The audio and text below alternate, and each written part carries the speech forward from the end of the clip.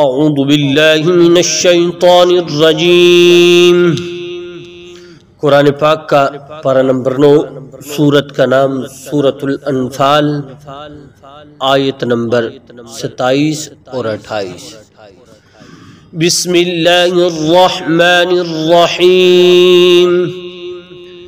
یا ایہا الذین آمنوا لا تخونوا اللہ والرسول وتخونوا اماناتکم وانتم تعلمون واعلموا انما اموالکم واولادکم فتنۃ وان اللہ عنده اجر عظیم۔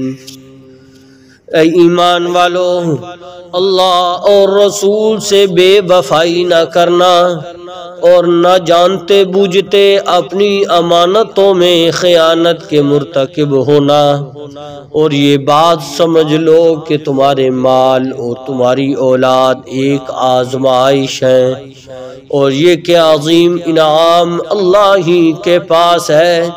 صدق اللہ العظیم۔ گزشتہ آیات میں اللہ تعالیٰ نے فتنوں سے بچنے کا حکم بیان فرمایا، اور ساتھ ساتھ اہل ایمان کو ان کی انعام کی قدردانی کرنے کے بارے میں حکم ارشاد فرمایا۔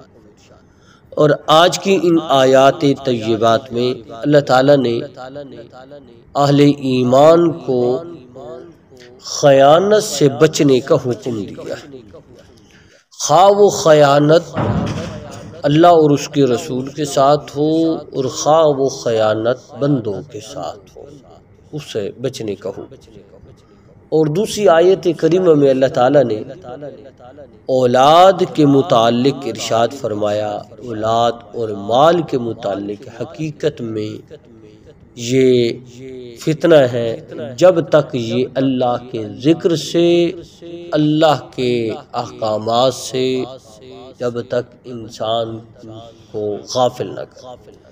یاد رکھیے، پہلی آیت کا پس منظر یہ سمجھنے کے لیے اس اہم واقعے کی ضرورت ہے، تو یہ آیت کریمہ سمجھ میں آئے گی۔ تفسیر در منصور میں ہے، رسول اللہ صلی اللہ علیہ وسلم جب مدینہ طیبہ میں تھے، ابھی جہاد کا حکم نازل نہیں ہوا، تو ابو سفیان کا قافلہ تجارت کا مال لے کر مکہ کی طرف واپس پلٹ رہا تھا۔ بذریعہ وحی اللہ تعالیٰ نے اپنے نبی حضرت محمد مصطفیٰ صلی اللہ علیہ وسلم کو مطلع فرمایا، ابو سفیان کا قافلہ فلاں جگہ سے گزر رہا ہے، تم اپنے صحابہ کو لے کر یہاں سے نکلو۔ رسول پاک صلی اللہ علیہ وسلم وہاں جانا چاہ رہے تھے، لیکن منافقین کو اس کی خبر ہو گئی کہ رسول پاک علیہ السلام ابو سفیان کے قافلے کو روکنے کے لیے وہاں تشریف لے جا رہے ہیں، تو انہوں نے ایک قاصد کو بھیج کر ابو سفیان کو بتلا دیا، خبر خیانت کر دی۔ تو اس بارے میں یہ آیت کریمہ نازل ہوئی، فرمایا نا ایمان والو، وہ تو تھا تو منافق، بظاہر تو ایمان کا دعویٰ کرتا تھا، تو فرمایا اے ایمان والو لا تخونوا اللہ والرسول، اور یاد رکھنا کہ تم اللہ کے معاملے میں خیانت نہ کرنا، رسول کے معاملے میں خیانت نہ کرنا، وَتَخُونُوا أَمَانَاتِكُمْ، اور فرمایا اپنی امانتوں کی خیانت کے مرتکب نہ بننا۔ اور اپنی خیانت کیا کہ یہ بھی تو خیانت ہے نا، آپس کی بات ہے، دو بندوں میں ہو رہی ہے، تیسرے بندے کو اس کی اطلاع دینا، جبکہ ایسی بات ان دونوں میں معاہدہ طے پایا کہ یہ بات آگے نہیں نکالیں گے، یہ ہے راز کی بات، اگر وہ نکالی گئی تو یہ بھی خیانت ہے۔ تو حضرت مفتی تقی عثمانی صاحب حافظہ اللہ نے اس کا ایک معنی یہ کیا، بے وفائی نہ کرنا، یہ بے وفا بندے کی علامت ہوتی ہے، خیانتوں کے راز وہ امانتوں کے راز فاش کرنا اور خیانت کا مرتکب ہونا۔ یاد رکھنا اسی طرح یہ بھی امانت ہے، ہمارے پاس یہ ہاتھ امانت ہے، آنکھ امانت ہے، کان امانت ہے، تو ان میں خیانت نہ ہو، یہ غلط کاموں میں استعمال نہ ہو، ہم غلط دیکھیں نہ، ہم غلط پکڑے نہ، ہم غلط سنے نہ، یہ اللہ کی طرف سے، یہ ہمارے قیامت کے دن ان کے بارے میں بھی سوال ہوگا۔ جب یہ ہاتھ، یہ زبان کو تالا لگ جائے گا، زبان بند ہو جائے گی، اللہ تعالیٰ سورہ یاسین میں ارشاد فرماتے ہیں الیوم نختم علی افواہہم وتکلمنا ایدیہم وتشہد ارجلہم بما کانوا یکسبون۔ زبان کو جب زبان بند ہو جائے گی اللہ کے حکم سے اور ہاتھ کلام کرنے لگ جائے گا، ہاتھ بتلائے گی اس نے فلاں گناہ مجھ سے کیا، مجھ سے یہ گناہ ہوا، اس وقت یہ جب اس کو تالا لگ جائے گا، اب باری آئے گی پاؤں کی، بما کانوا یکسبون وتشہد ارجلہم، یہ گواہی دیں گے ہمارے پاؤں۔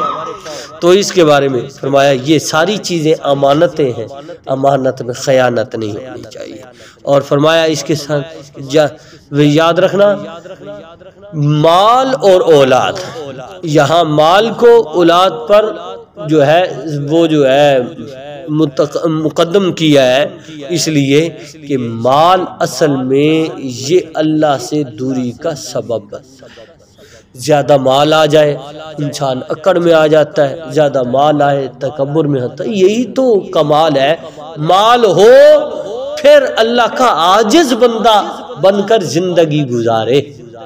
اس لیے صاحب مشکات نے ایک حدیث نقل کی ہے ان لکل فتنۃ ان لکل امت فتنۃ، ہر ایک کے لیے، ہر امت کے لیے کچھ نہ کچھ فتنہ ہے، وامت فتنتی المال، اور میری امت کے لیے حضور نے فرمایا صلی اللہ علیہ وسلم میری امت کے لیے سب سے بڑا فتنہ مال کا فتنہ ہے، اور ایک جگہ ارشاد فرمایا اولاد کا فتنہ ہے۔